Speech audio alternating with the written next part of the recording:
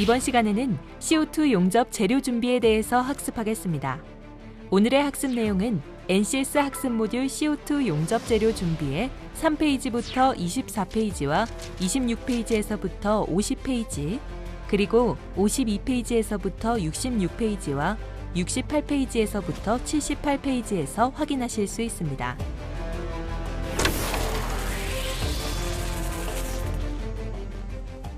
오늘 배울 내용의 NCS 정보를 확인합니다. 우리는 모재 준비하기와 용접 와이어 준비하기, 그리고 보호가스 준비하기와 패킹재 준비하기에 대해서 알아보고자 합니다. 오늘의 학습 목표를 만나보겠습니다. 이번 학습을 통해 여러분은 용접 모재와 와이어, 그리고 용접 보호가스와 용접용 패킹재를 준비할 수 있습니다. 이번 시간에 학습할 주요 학습 내용도 함께 확인해 볼까요? 오늘 여러분은 모재 준비하기, 용접 와이어 준비하기, 보호가스 준비하기, 패킹재 준비하기에 대해 학습하게 됩니다. 효과적인 학습을 위해 용접 재료 및 용접 공구 관련 지식과 가스 관련 지식도 함께 살펴보세요. 자, 이제 본격적인 학습에 앞서 핵심 용어인 베벨각, 루트면과 솔리드 와이어, 플럭스 코어드 와이어, CO2 가스, 압력 조정기, 세라믹 베킹재를 잘 기억하시고 학습에 집중해 주시기 바랍니다.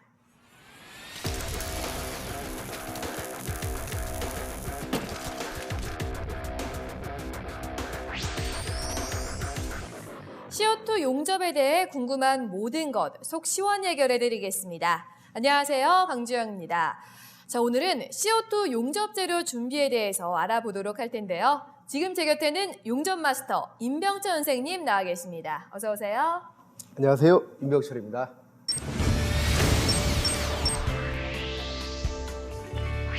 네, 반갑습니다. 자, 선생님, 용접을 하려면 구체적으로 어떤 재료를 준비해야 되나요? 네, 뒤에서 자세히 이야기하겠지만 네. 간단히 말씀드리면요, 크게 모재와 용접 와이어, 그다음 보호가스와 패킹재를 준비하는 것입니다. 그렇군요. 자, 그럼 오늘은 이 재료들을 준비하는 방법에 대해서 알아보는 거죠? 네, 이번 시간에는 각 재료의 특징과 용도, 준비 방법 등에 대해 이야기해 보려고 합니다. 네, 알겠습니다. 오늘도 역시 놓쳐서는 안 될 중요한 시간이 될 것 같습니다. 그럼 함께 출발해 볼까요? 출발합니다. 출발!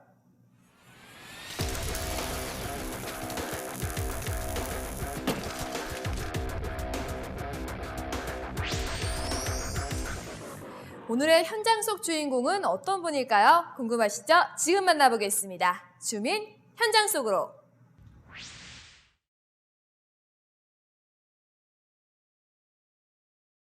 사실 대기업에서 안정되게 직장 생활을 하다 보니까 미래를 사실 준비를 안 했습니다.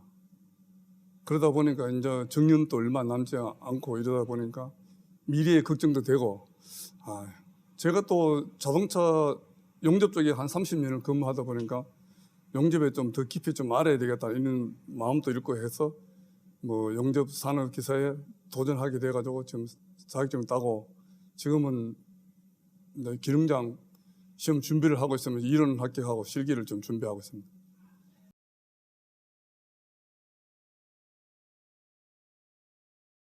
지금은 어차피 산업기사를 땄으니까 이제 기능장애를 또 따고 그 외에 어떤 다른 자격증, 우리 요즘 워낙 자격증이 많이 생겨가지고 저도 알게 모르게 복지 분야, 복지 국가로 가다 보니 복지 쪽에 어떤 자격증이라도 많이 있는 걸 알고 있습니다. 그래서 그런 쪽으로도 좀 도전하고 싶습니다.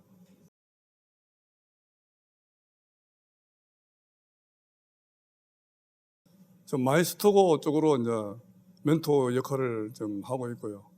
그리고 이제 작년 같은 경우는 우리 후배 사원들 두 명이 산업기사를 취득했습니다. 한 명은 또 이론을 합격하고 실기를 준비하고 있고 이런데 멘토 역할을 지금 계속적으로 하고 있으면 지금 회사 생활을 하다 보니까 시간적 여유가 많이 없기 때문에 회사 동료라든가 후배들이 산업기사라든가 이랬던 자격증에 도전한다면 좀 적극적으로 좀 도와주고 싶고 멘토 역할을 하고 싶습니다.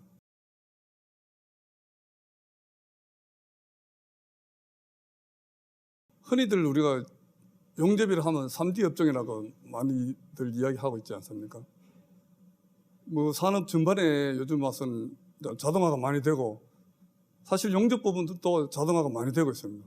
그렇지만 100%는 자동화가 할 수는 없거든요. 뭐 기계 설비가 있는 곳은 항상 용접이 뭐 기본적으로 있어야 된다고 저는 생각하고 있거든요. 용접을 배웠다 해서 현장에서만 용접을 한다고 생각들도 많이 하시는 것 같은데 또 많이 용접에 대해서 많은 걸 알고 하면 뭐 다른 용접 활동 영역이 상당히 넓기 때문에 예를 들어 뭐 개인이 학원을 운영할 수도 있고 학원 강사로도 할 수 있고 뭐 자격증 심사위원이라든가 출제위원회라든가 뭐 마이스터고 같은 경우 교사 활동이라든가 이런 부분들이 다양하게 활동할 수 있는 영역들이 있는데 뭐 이왕 용접을 배우는 분들은 좀 끝까지 용접에 어떤 꽃을 할 수 있는 용접 기능장까지는 취득해가지고 좀 활동할 수 있었으면 하고 끝까지 좀 노력했으면 좋겠다는 생각이 듭니다.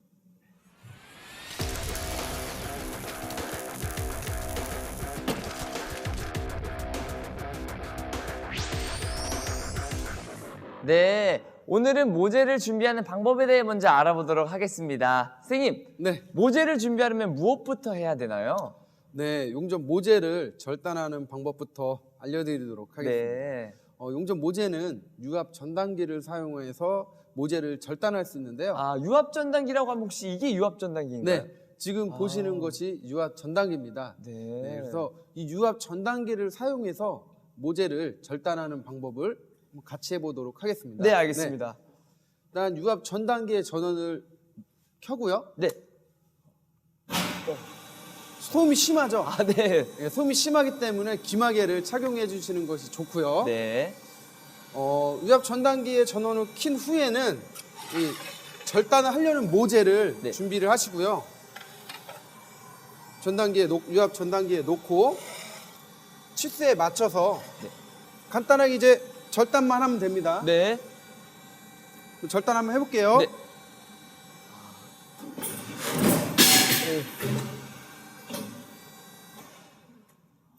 전원을 끄고 네. 절단된 모재를 이제 준비를 하시면 됩니다. 아, 알겠습니다. 자, 그럼 모재를 확인하러 가실까요? 네.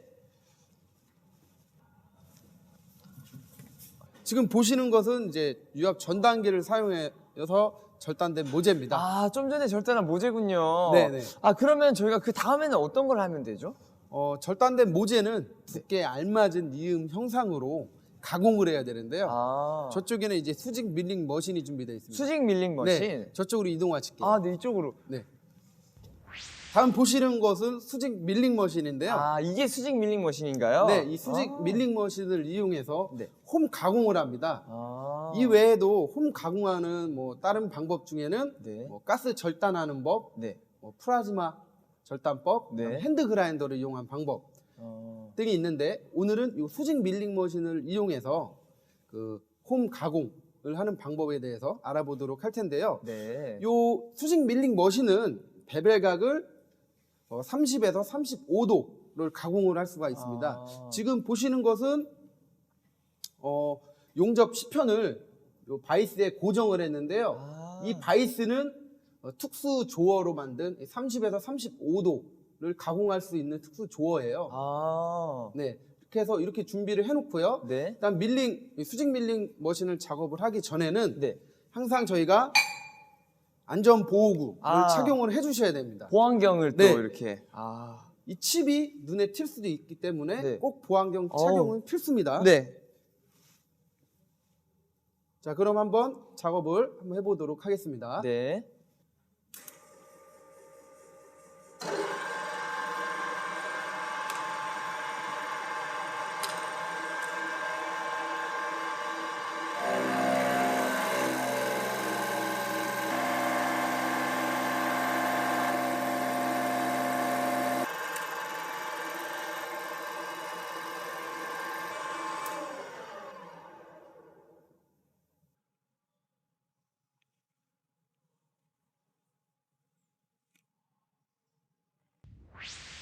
자, 다음은 이제 용접 시전편을 바이스에 고정한 후에 핸드 그라인더를 이용해서 개선면을 가공해 보겠습니다. 네.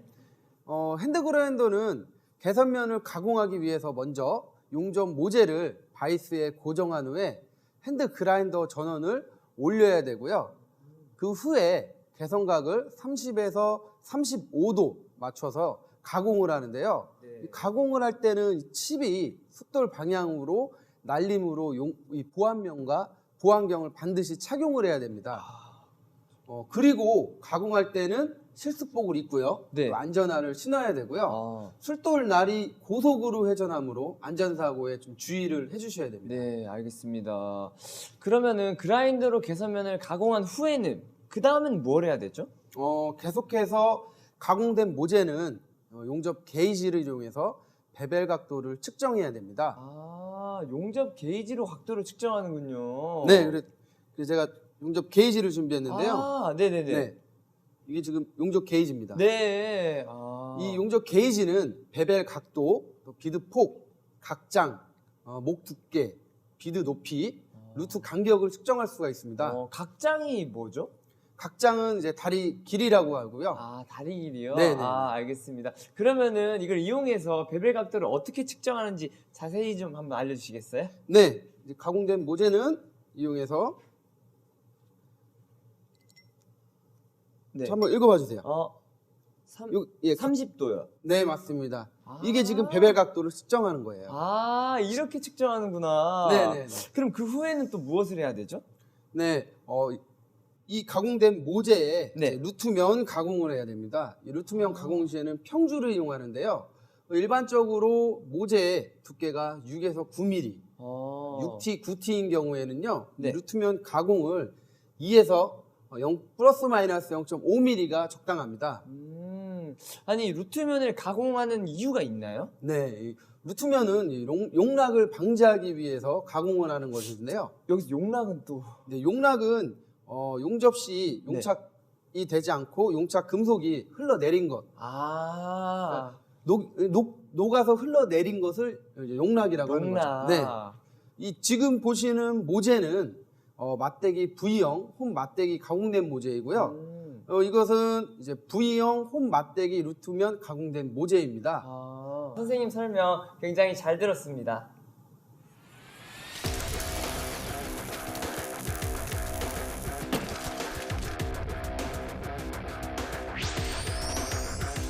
작업성이 좋은 솔리드 와이어를 고르려면 어떻게 해야 되는지 우리 여러분에게 팁 하나 좀 주시죠. 네, 그럼요.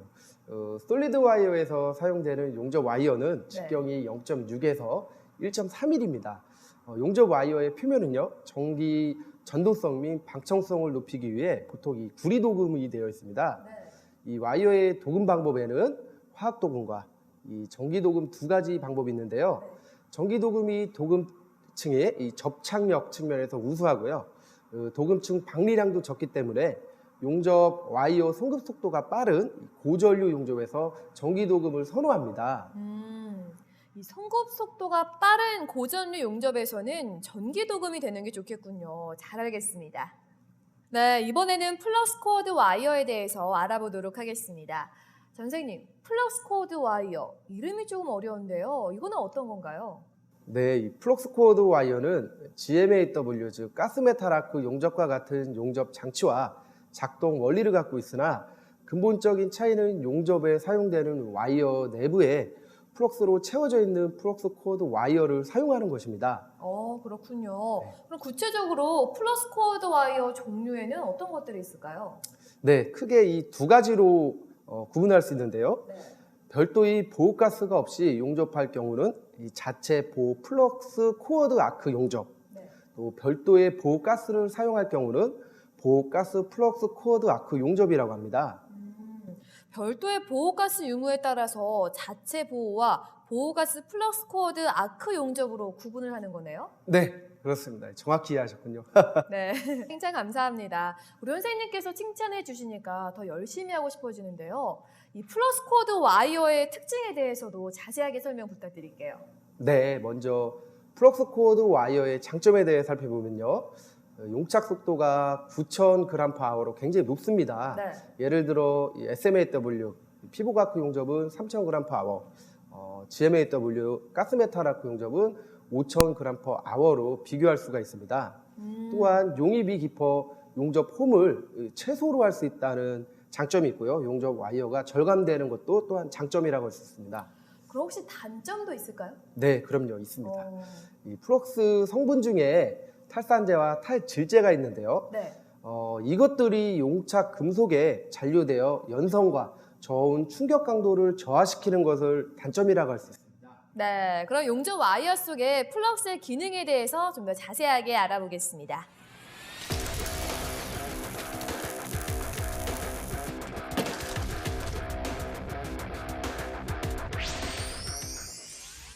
선생님, 우리가 CO2 용접을 해야 되잖아요. 그래서 이 CO2 가스의 특성을 아는 게 가장 중요할 것 같아요. 네, 맞습니다.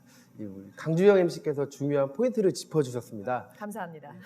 방금 이야기하신 것처럼 CO2 가스의 특성은 무엇이 있는지 이해할 필요가 있습니다. 네. 먼저 알아야 할 것은요, CO2 가스는 대기 중에 기체로 존재하며 비중은 1.53으로 공기보다 좀 무겁다는 것이고요. 이 공기보다 무거우면 작업장 아래쪽에 위치해 있겠네요.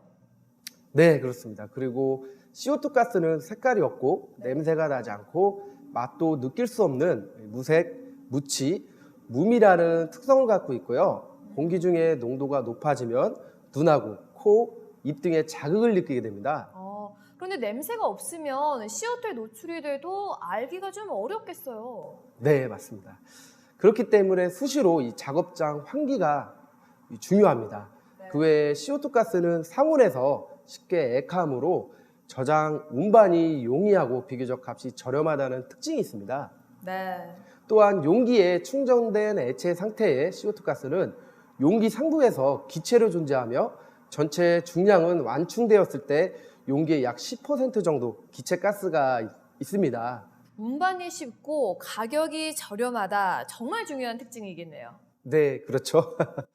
이런 CO2 가스를 취급할 때 주의할 점이 있을까요? 네, 있습니다. CO2 용기의 장입량은 보통 25에서 30kg인데요. 네. 가스 조정 밸브를 파손하게 되면 이 가스가 심하게 새며 병이 요동치면서 날아갈 경우도 있으니 이 가스 밸브가 파손되지 않도록 반드시 보호용 캡을 씌워서 운반해야 합니다. 네. 안전에 직결된 거니까 절대 깜빡해서는 안 될 것 같습니다. 여러분 잘 들으셨죠? 용접을 하기 전에 CO2 가스를 교체하거나 노출 여부도 확인해 봐야 될 텐데 어떻게 하면 좋을까요? 네, CO2 가스가 전부 사용했다면 사용한 CO2 가스 용기를 안전하게 새로운 CO2 가스로 교체를 해야 하는데요. 네. 이 교체는 어떻게 하면 되는 거죠? 네, 그럼 영상을 보면서 설명드리도록 하겠습니다. CO2 가스 용기를 안전하게 새로운 CO2 가스로 교체하려면 먼저 사용한 CO2 가스와 압력 조정기를 분리합니다. 이어서 CO2 가스를 안전하게 전용 수레를 이용하여 용접 부스로 가져옵니다. 그리고 실병의 CO2 가스를 압력 조정기와 연결을 해야 됩니다. 교체한 후에는 압력 조정기와 CO2 가스 연결 부분에 먼지나 이물질이 있는지 확인하여 제거하고요. 압력 조정기의 CO2 가스 용기의 고압 밸브로 몽키 스패너를 사용하여 정확히 연결을 해야 합니다. 그리고 다음 보시는 것처럼 연결한 후에 비눗물이나 누출 검사용 스프레이를 사용하여 누출 여부를 확인해야 하고요. 그리고 누출 여부 확인은 연결부에 거품이 일어나는 것을 확인할 수가 있습니다. 그리고 만약 CO2 가스 누출이 확인되면 다시 분해 후 조립해서 누출 여부를 재확인해야 합니다. 네. 다음으로 해야 될 거는 어떤 게 있을까요? 네, CO2 가스 교체와 이 누출 여부 확인을 완료한 후에는 이 보호가스가 토치부로 적정 유량이 나오는지 확인을 할 필요가 있습니다. 네, 알겠습니다. 자, 그럼 영상을 보면서 자세하게 알아보겠습니다. 자, 보시는 것처럼 보호가스 설비는 용기, 히터, 조정기, 유량계 및 가스 연결용 호스로 구성되어 있습니다. 그러면 이 중 압력 조정기 히터의 역할은 무엇인가요? 가스는 빠른 속도로 흘러나올 때 네. 이 팽창에 의해 온도가 낮아져 고체 모양의 CO2 가스가 되어서 이제 가스의 흐름을 막을 경우가 있습니다. 음. 그래서 압력 조정기는 보시는 것과 같이 이 전기 장치, 즉 이 히터에 의해서 밸브의 냉각을 막고요. 아. 가스의 흐름을 원활하게 할 수 있는 장치가 필요합니다. 아. 그러므로 이 히터를 먼저 전원에 연결을 해야 되고요. 네. 히터가 예열이 되면 이 CO2 가스를 개방하는 것이고요. 이때 이 CO2 가스 압력 조정기의 저전류 영역에서는 10에서 15리터 퍼빈, 네. 그리고 고전류 영역에서는 20에서 25리터 퍼빈을 맞추면 됩니다. 네. CO2 가스 개방 후에는요, 이 가스 호스 압력 조정기와 용기 연결구, 이제 가스 연결 호스, 송급 장치의 가스 연결 호스 등의 누출 여부를 확인한 후에요. 네. CO2 용접 장치에 전원을 켜서 아크 발생을 해보고 아크가 발생하는지 안 나오는지 확인을 해야 됩니다. 아니 그럼 보호가스가 제대로 나오는 경우랑 그렇지 않은 경우를 비교해서 한번 보여주시겠어요? 네, 다음과 같이 이 CO2 가스가 원활하게 이제 공급이 되면요, 네. 비드 표면은 깨끗해요. 근데 이 원활하게 공급이 안 되는 경우가 있지 않습니까? 네네네네. 이런 경우는 이 비드 표면에 네. 뭐 기공 아니면 융합 불량, 피트 등의 용접 결함이 발생하는 것을 알 수가 있습니다. 감사합니다. 설명 굉장히 잘 들었습니다.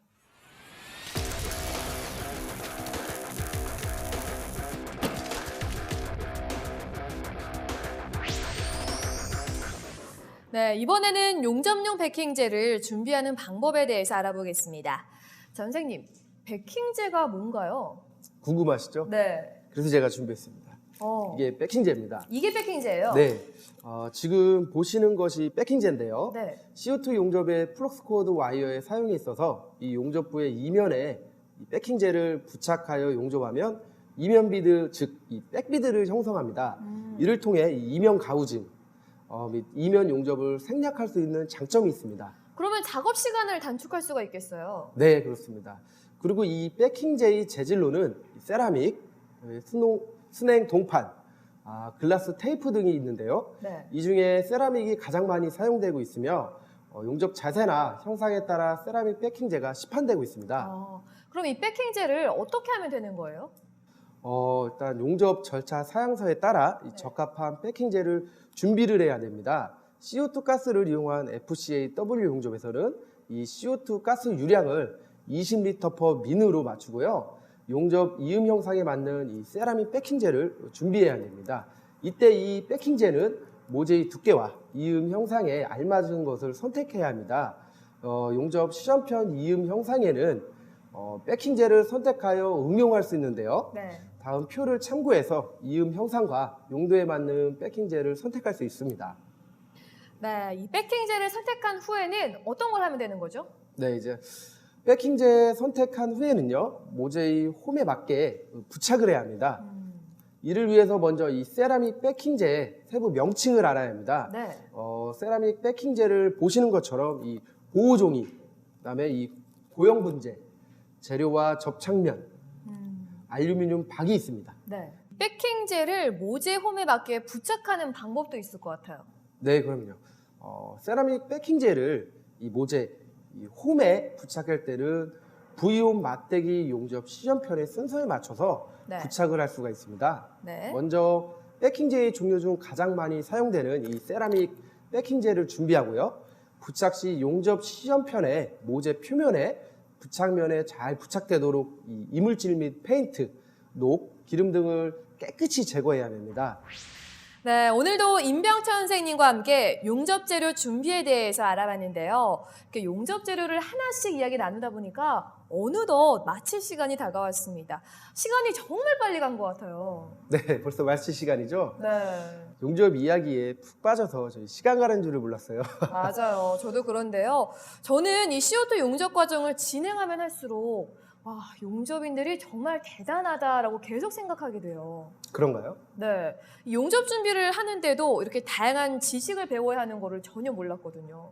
네, 그렇죠. 네.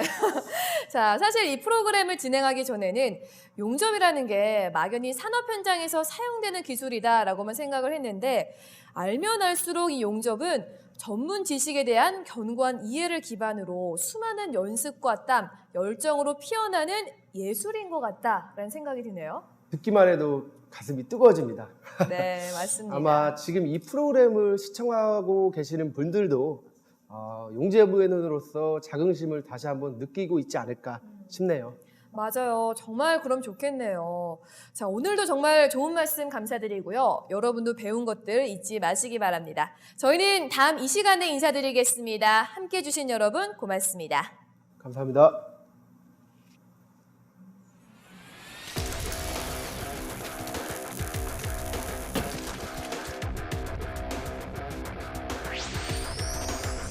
CO2 용접 재료 준비를 위해서는 먼저 용접 구조물의 사용 성능에 맞는 모재를 선정하기 위해 용접용 모재에 대한 지식을 숙지해야 하며 용접용 와이어의 올바른 선정을 위하여 용접용 와이어의 종류를 파악하여 모재에 적합한 와이어를 선정합니다.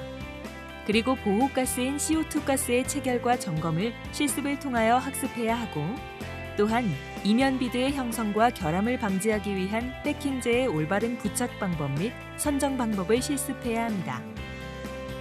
용접부의 산화막 제거 및 베벨각, 루트면 가공에 사용되는 핸드 그라인더는 다음과 같은 주의사항을 준수해야 합니다. 지정 용도 이외에는 사용을 하면 안 되고 비가 올 때나 습한 장소 등에서는 작업을 해서도 안 됩니다. 또 화재의 위험성이 있는 인화성 물질이 있는 장소에서도 사용해선 안 됩니다. 그리고 모터의 통풍구는 언제나 막혀 있는지 확인하고 열어두어야 하며 작업 중에는 반드시 보안경을 착용해야 합니다. 작업 후에는 콘센트에서 플러그를 제거해야 하며 코드를 쥐고 제품 이동 시에는 절연 파손의 위험이 있으므로 조심스럽게 취급해야 합니다. 끝으로 CO2 가스는 압력 조정기와 가스 연결 부분의 누출 여부를 확인하여야 하며 이때 비눗물이나 누출 검사용 스프레이로 사용하여 누출 여부를 확인해야 합니다. 꼼꼼한 용접 재료 준비를 통해 최상의 결과물을 얻는 여러분이 되시길 바랍니다.